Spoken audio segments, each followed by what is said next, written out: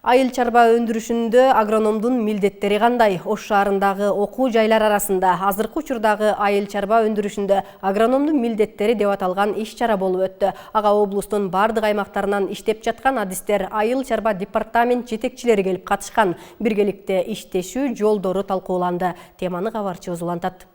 Өз убагында барлык нерсесин алып барып, жакшы киреше менен ушундай алып кетсе болот да иштин баарынча. Кыргызстандын кылымдар бою калыптанган мал чарбачылыгы жана калктын 60%-нын айыл жергесинде жашагандыгы өлкөбүздүн агрономиялык өлкө болушуна шарт түзүп турат. Мындан улам айыл жергесиндеги дыйкандардын квалификациясын жогорулатуу, деги эле тажрыйба алмашуу максатында өлкөдө бир топ семинар, тегерек столдор өткөрүлүүдө. Алардын бири өлкөбүздүн түштүк аймагында өткөрүлүп жаткан кезектеги саамалык. Бул тегерек столдун негизги максаты агрономия кесибин ар тараптуу өнүктүрүү. Негизинен бул аябай жакшы жемишин берет деп ойлойм. Себеби дегенде ар бир айыл өкмөтүндө азыр адистерди керек экендиги белгилүү болду. Бүгүнкү күндө ошо жер боюнча иштей турган адистер, агрономдор, ветеринарлар жетишсиздиги ар бир айыл өкмөтүндө байкалып атат. Ошондуктан бүгүнкү күндө ушул адистерди даярдоо боюнча элдин талабы, дыйкандардын талабы дагы өтө чоң. Бул негизги маселе болуп эсептейм. Тегерек столго райондук айыл чарба департаменттеринин башчылары, облустук айыл чарба багытындагы мекеме уюмдарынын жетекчилери, Ош шаарындагы окуу жайлардын бириндеги тиешелүү факультеттин деканы, мугалимдер жана студенттер катышты. Учурда айыл чарба адистигинде именно агрономия адистиги суроо талапка жогору экенин жана ошол мезгилде эле биз эгерде окууну бүткөн болсок, дароо эле барып ишке киришип, иш орду менен камсыз болуп, ошондой иш орду менен камсыз болот деп ишеничте калдык.